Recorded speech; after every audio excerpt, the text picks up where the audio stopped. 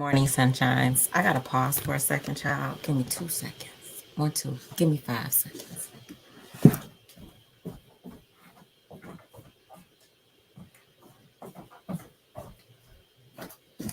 Okay, I'm back. I didn't have no water. Like, I'm not about to sit here and be talking to y'all all morning, and I don't have no water. I don't have my tea today, just because I don't. Good morning, sunshines. Good morning, good morning, and good morning. Welcome to my channel, Organized Chaos. I am her. She is me, the future Dr. Key. It is Sunday, August the 6th in the year of 2023. Good morning and welcome. We have 2 more chapters in our book together. But before I get into the book, I was hoping some of my YouTube friends would see that I was live and show up today, but they're not here yet. So I'm trying to think if I want to. I was going to share some of my summer pictures this morning. I think I'll wait and we'll see if any of my YouTube people come throughout the reading. And if not, I will wait to the end to share. I have some summer. I wanted to really share. I'm going to share a little bit about my kids, just a very little bit. That's not too much I want to put on here. But I Michigan, if you all know, Michigan is the mitten state, and we also have this part up here called the UP, the Upper Peninsula, which is Mackinac Island. And I've never been to Mackinac Island still. However, I get really close a lot. So there's a city called Traverse City, and near Traverse City, there are lots of other little cities that I've been to. And so this week, I had a conference at work, and I went to one of those cities that's really close. So if I'm in this area where I live, I was all the way like up here. And I just wanted to share some of the pictures that I took. I walked a lot while I was out of town. And the pictures, like when I tell you they soothed my soul, they just helped me really just be at peace with life, with being, like the whole being part of the humanness. I just felt it so much. And I just wanted to share some of those pictures because they really look like paintings. And so I just thought it was amazing. So I want to share some of that with my YouTube people, but I'll wait until hopefully some of my peeps show up in the chat or the comment section. And with that said, good morning, sunshines. Let's get into some reading things, all of the things. All right, so we are on chapter 9. And chapter 9, his Eckhart's chapters are a little lengthy, but this one really only has 2 sections. So I really am going to attempt to get through this entire chapter today. And also because I'm gonna stop telling y'all when I'm gonna come live, because the way life is lifing, I don't know. But anyway, we are reading from A New Earth. We have gotten through the majority of the book. We have this much left, and we are on chapter 9 of 10. So let's go. Chapter 9, Your Inner Purpose. As soon as you rise above mere survival, the question of meaning and purpose becomes of paramount importance in your life. Many people feel caught up in the routines of daily living that seem to deprive their life of significance. Some believe life is passing them by or has passed them by already. Others feel severely restricted by the demands of their job and supporting a family or by their financial or living situation. Some are consumed by acute stress, others by acute boredom. Some are lost in frantic doing, others are lost in stagnation. Many people long for the freedom and expansion that prosperity promises. Money is not the answer to your questions, people, but we haven't figured that out yet. And some people really just want money because others already enjoy the relative freedom that comes with prosperity and discover that even that, like I said, is not enough to endow their lives with meaning. There is no substitute for finding true purpose, but the true or primary purpose of your life cannot be found on the outer level. It does not concern what you do, but what you are. That is to say, your state of consciousness. So, the most important thing to realize is this: your life has an inner purpose and an outer purpose. Inner purpose concerns being and is primary, outer purpose concerns doing and is secondary. While this book speaks mainly of your inner purpose, this chapter and the next will also address the question of how to align outer purpose and inner purpose in your life. Inner and outer, however, are so intertwined that it is almost impossible to speak of one without referring to the other. Your inner purpose is to awaken. It is as simple as that. You share that purpose with every other person on the planet because it is the purpose of humanity. Your inner purpose is an essential part of the purpose of the whole, the universe and its emerging intelligence. Your outer purpose can change over time. It varies greatly from person to person. Finding and living in alignment with the inner purpose is the foundation for fulfilling your outer purpose. It is the basis for true success. Without that alignment, you can still achieve certain things through effort, struggle, determination, and sheer hard work or cunning. But there is no joy in such endeavor, and it invariably ends in some form of suffering. Awakening. Awakening is a shift in consciousness in which thinking and awareness separate. For most people, it is not an event, but a process they undergo. Even those rare beings who experience a sudden, dramatic, and seemingly irreversible awakening will still go through a process in which the new state of consciousness gradually flows into and transforms everything they do, and so becomes integrated into their lives. Give me a second. Okay. Instead of being lost in your thinking, when you are awake, you recognize yourself as the awareness behind it. Thinking then ceases to be a self serving, autonomous activity that takes possession of you and runs your life. Awareness takes over from thinking. Instead of being in charge of your life, thinking becomes the servant of awareness. Awareness is consciousness connected with universal intelligence. Another word for it is presence, the isness, the business. Consciousness without thought. The initiation of the awakening process is an act of grace. You cannot make it happen, nor can you prepare yourself for it or accumulate credits toward it. There isn't a tidy sequence of logical steps that leads toward it, although the mind would love that. You don't have to become worthy first. It may come to the sinner before it comes to the saint, but not necessarily. That's why Jesus associated with all kinds of people, not just the respectable ones. There is nothing you can do without awakening. Whatever you do will be the ego trying to add awakening or enlightenment to itself as its most prized possession, and thereby making itself more important and bigger. Instead of awakening, you add the concept of awakening to your mind or the mental image of what an awakened or enlightened person is like, and then try to live up to that image. Living up to an image that you have of yourself or that other people have of you is inauthentic living. Another unconscious role the ego plays. Good morning, sunshine. Hey, Foxy. How you doing? You at work? I thought you was off today. Anyway, good morning, sunshine. So, if there is nothing you can do about awakening, if it has either already happened or not happened yet, how can it be the primary purpose of your life? Does not purpose imply that you can do something about it? Only the first awakening, the first glimpse of consciousness without thought, happens by grace, without any doing on your part. If you find this book incomprehensible or meaningless, it has not yet happened to you. If something within you responds to it, however, if you somehow recognize the truth in it, it means the process of awakening has begun. Once it has done so, It cannot be reversed.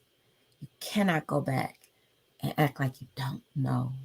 You cannot go back and be the same person that you were before you woke or were awakened. I'm like, girl, that didn't match. Before you were awakened. Once it has done so, it cannot be reversed, although it can be delayed by the ego. Your ego can get in the way. You can allow, I'll tell you this.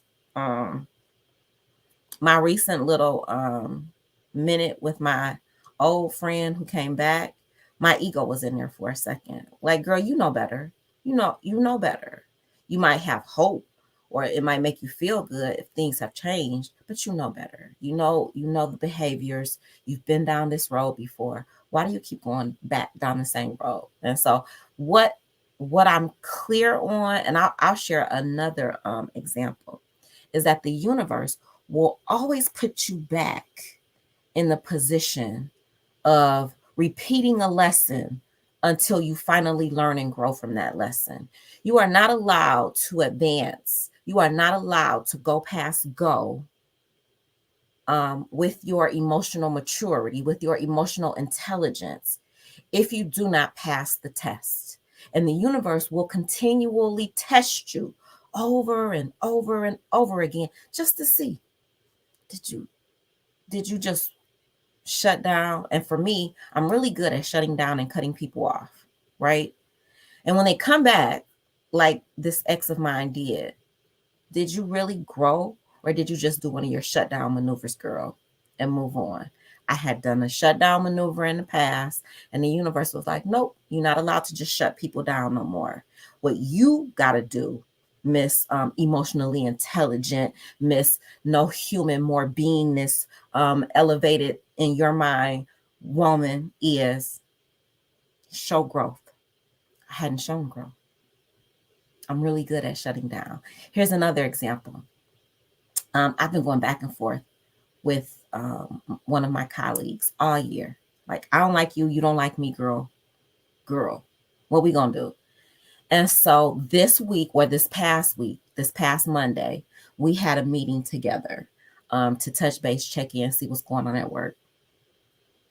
Y'all, after I, gave my presentation about some updates for the coming year schedule, I created a space to teach her about what microaggressions. It should have just been what aggressions look like, but what microaggressions look like for me as a Black woman in a majority white space. What does that look like? And I had a bunch of receipts that I was ready to show her. Once I had this conversation about what microaggressive behaviors look like and the damage that they're doing to not just our working relationship, but our ability to help kids, which is why we're both here, I think we both had an aha moment. In that moment, I knew I was going to stop talking trash about her. She's a human being and she deserves dignity. And I felt like a true leader. Like, I don't have your position, and she probably get paid more than me, but I am going to be this emotionally intelligent human being that I've been working on for really my entire life. And I am going to create the space for us to have a genuine conversation. And it was the most impactful thing that I did all year. It is the most impactful thing that I've done in my professional career. It changed our relationship. Will it last? For me, it's going to last because I meant what I said. I promise. I checked in on her. There's some things that have been happening through our district. I've been checking in on her to make sure she's okay emotionally because she's going through a lot. And I found the space to give this person that literally has been so mean to me all year, that has done damage, that tried to get me in trouble, y'all. I found the space to even give her grace. It was powerful. And so this really does resonate with me. Once it has done so, it cannot be reversed, although it can be delayed by your ego. For some people, the reading of the book will initiate the awakening process. For others, The function of this book is to help them recognize that they have already begun to awaken and to intensify and accelerate the process. Another function of this book is to help people recognize the ego within them whenever it tries to regain control and obscure the arising awareness. For some, the awakening happens as they suddenly become aware of the kinds of thoughts they habitually think, especially persistent negative thoughts that they may have been identified with all of their lives.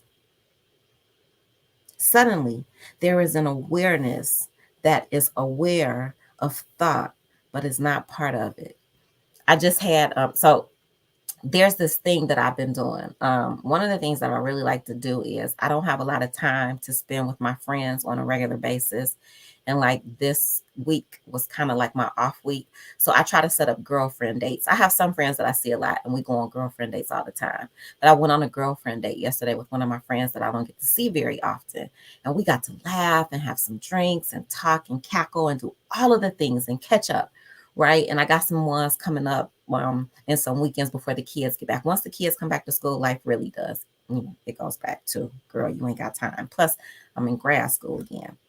But when he says this, the awakening happens as they suddenly become aware of the kinds of thoughts they habitually think, especially persistent negative thoughts that they may have been identified with all of their lives.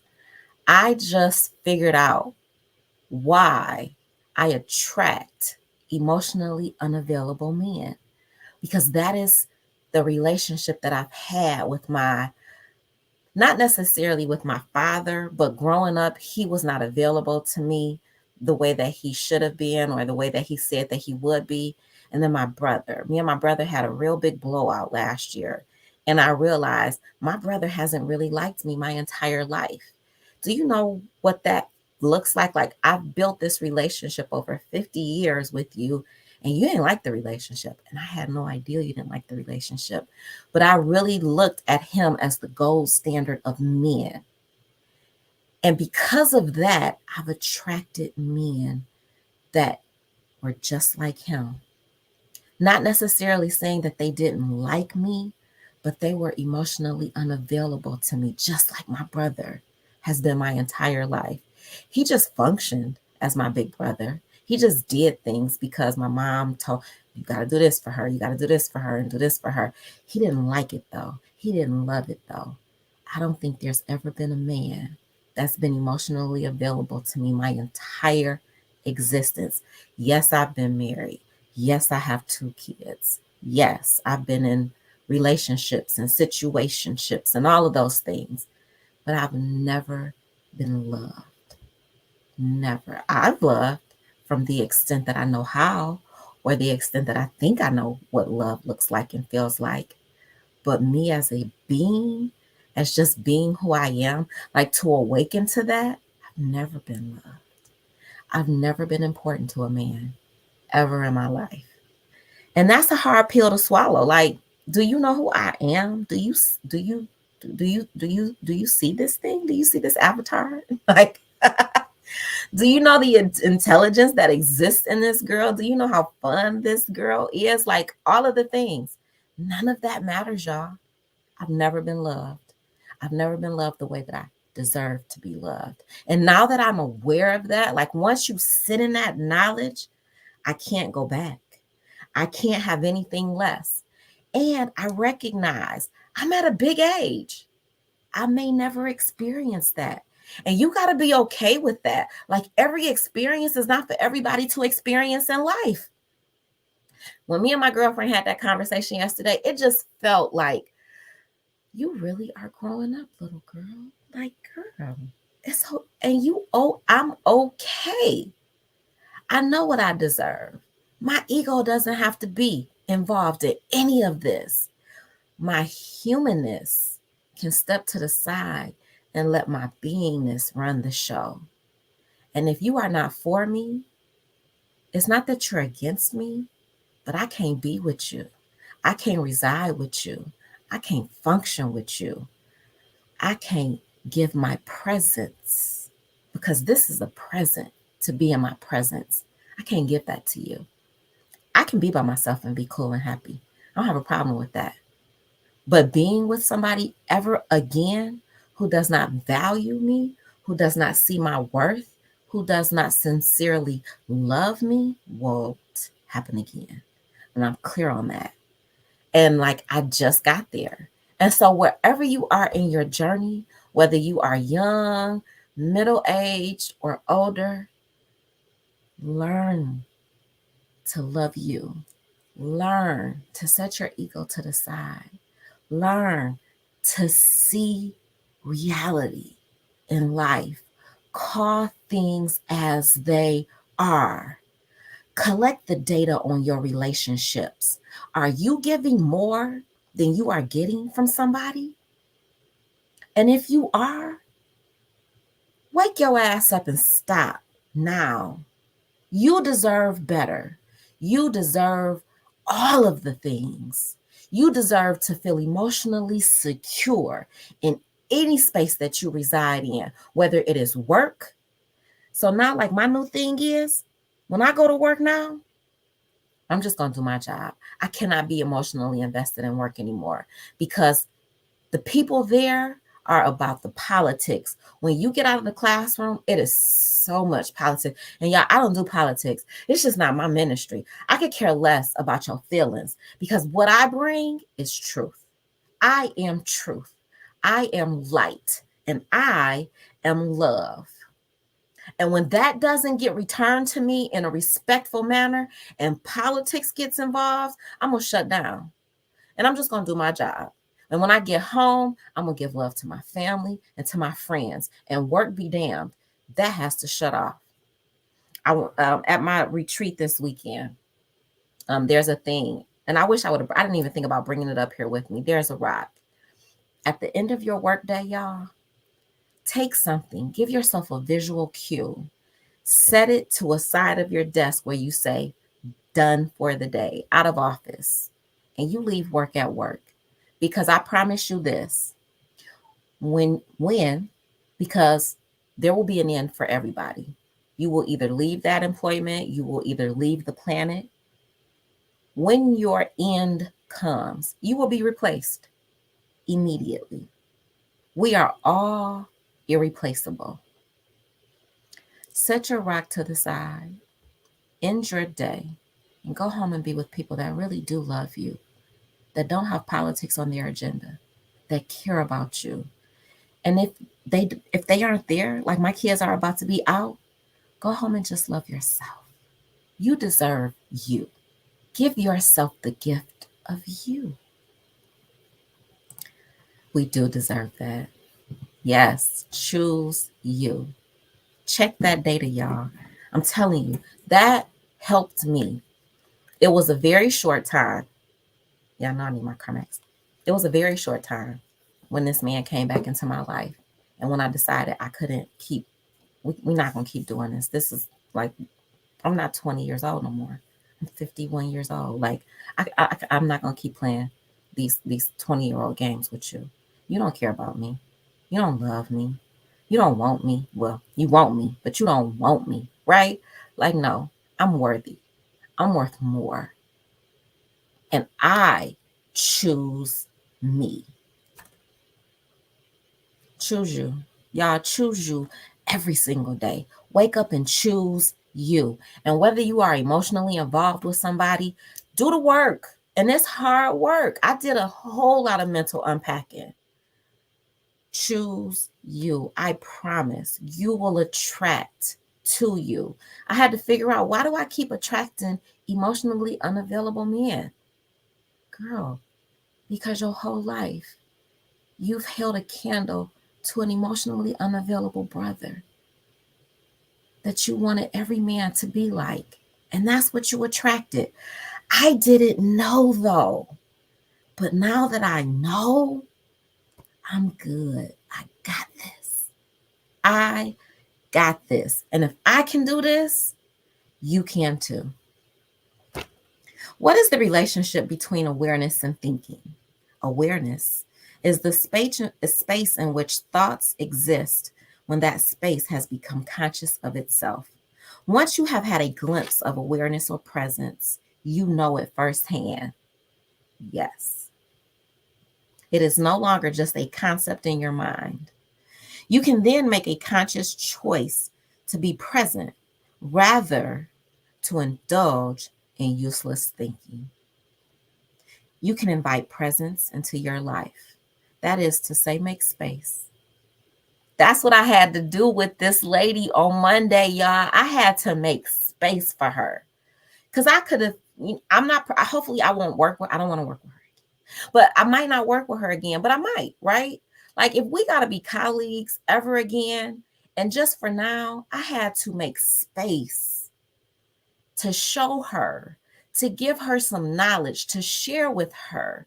This is the damage that we doing to each other. It's not your fault. It's not my fault. It's our fault.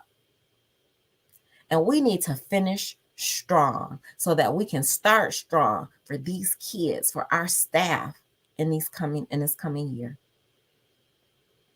You can invite presence into your life. That is to say, make space. With the grace of awakening comes responsibility. You can either try to go on as if nothing has happened, or you can see its significance and recognize the arising of awareness as the most important thing that can happen to you. Opening yourself to the emerging consciousness and bringing its light into this world then becomes the primary purpose of your life. I want to know the mind of God, Einstein said. The rest are details. What is the mind of God? Consciousness. What does it mean to know the mind of God? To be aware. What are the details? Your outer purpose and whatever happens outwardly. So while you are perhaps still waiting for something significant to happen in your life, you may not realize that the most significant thing that can happen to a human being has already happened within you. The beginning of the separation process of thinking and awareness. Many people who are going through the early stages of the awakening process are no longer certain what their outer purpose is. What drives the world no longer drives them.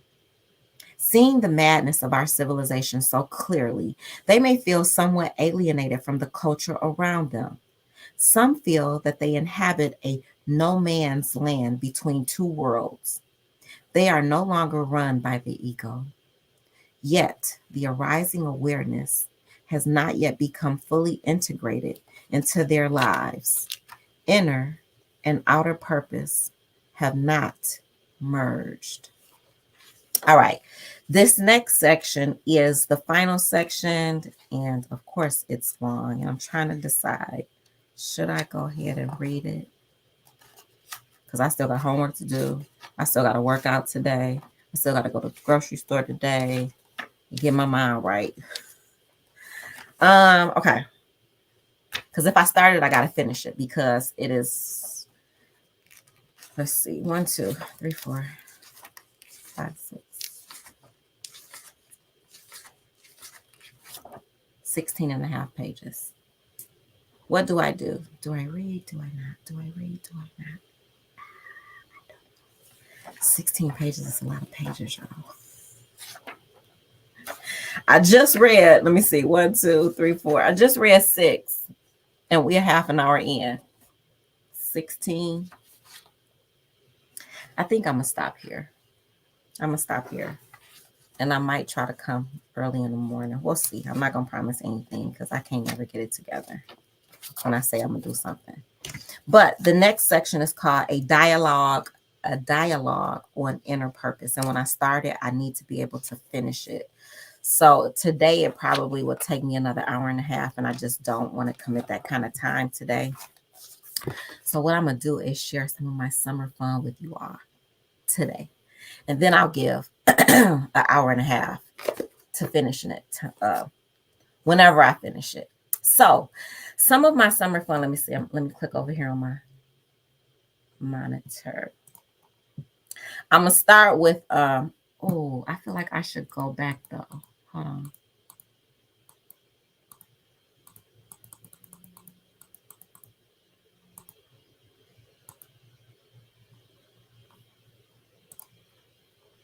to my Boogaloo's graduation, because that's kind of what prom is actually what started summer. See you later, Foxy. Prom is what started summer for me. Should I go back to my Boogaloo's prom? But then I would have to click through a lot of this stuff that I really don't think I want to click through and give y'all all my business.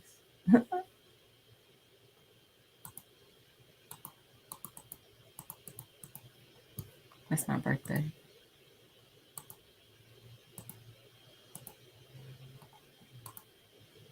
Okay, I'm gonna go. No, that's our graduation.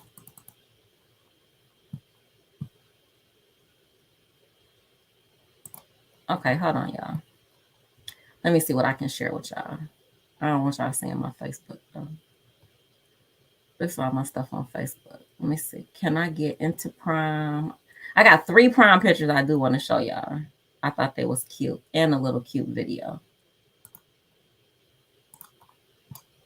Okay, hold on.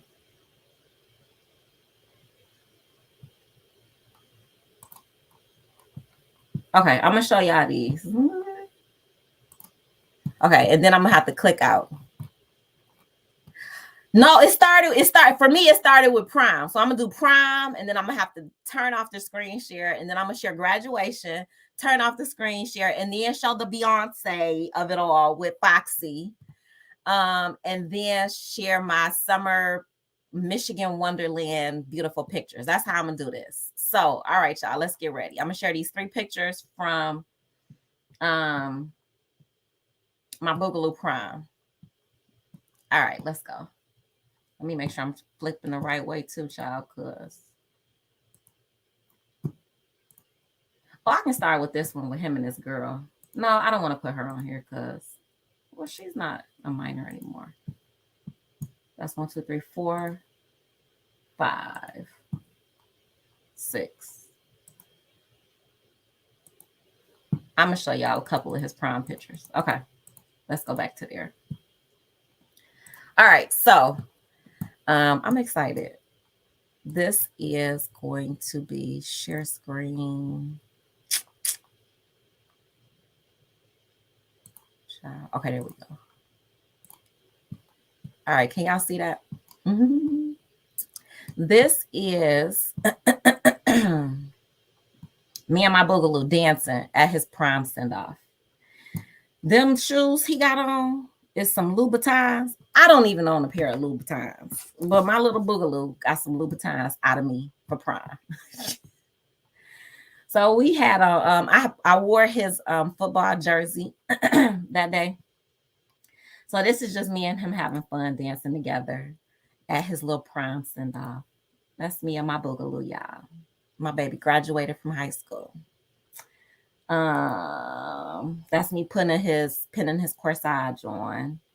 And then that's him showing you his little red bottom shoes. All right, let me stop that share and fast forward some of these pics to get you to, what's the next big one? His graduation. So we did prom, then we did graduation. I will show you. I guess I could show you. I'm not putting that man on my screen. Y'all want to see my ex-husband? I'm going to show you my ex-husband, y'all. I'll show you my ex-husband. All right, so I'm going to share this one. Let's see. All right. That is me, my ex-husband, and the Boogaloo. And this woman right here in this corner with this yellow jacket on, that's actually my Boogaloo's grandmother. That's my ex-husband's mom. So she was at graduation as well. So that is us at the Boogaloo's graduation. And that's me hugging my Boogaloo because I was so happy and proud of him. He did it. Yay. All right, let's get out of there. All right, let's go to the next one. The next one is, I had a birthday and then I had Foxy. Oh no, before I get to Foxy, oh no, the Boogaloo got a job, y'all. So my Boogaloo graduated from high school, then he got a job. He's a grown-up now. He's working as a car salesman. He sells cars. So then it's me and Foxy, and then I can go from me and Foxy to all of the beautiful pictures from my summer, from this past week's, you know, this past week's adventures up north. So let's go. So Foxy loves Beyonce. I like her. I don't love her, but I like Beyonce. You know, like Beyonce does her thing. This is from Beyonce night. So Beyonce night, I put on a cat suit that I wore to my 40th birthday party. And it was a little snug, but it fit still, child. I got up in that thing and it didn't bust all night. I was concerned about it busting. But it ain't bust. I wore it all night. I was cute. And that's me and Foxy at the concert, you know, doing us. Foxy had a ball. I'm not going to lie to y'all. I did nod off a few times. I'm sorry, Foxy. I sure did, though. Listen, the ticket said 7 o'clock. Y'all know I go to bed early. And then it didn't start till 9:30. Y'all, I was tired. So anyway, that's me and Foxy at the concert. We had a good time. Yay. And then here are the beautiful pictures of up north. This is pure Michigan. This is what I really wanted to share with y'all today. Look at that, y'all. Look at, let me get myself off the screen so y'all can see pure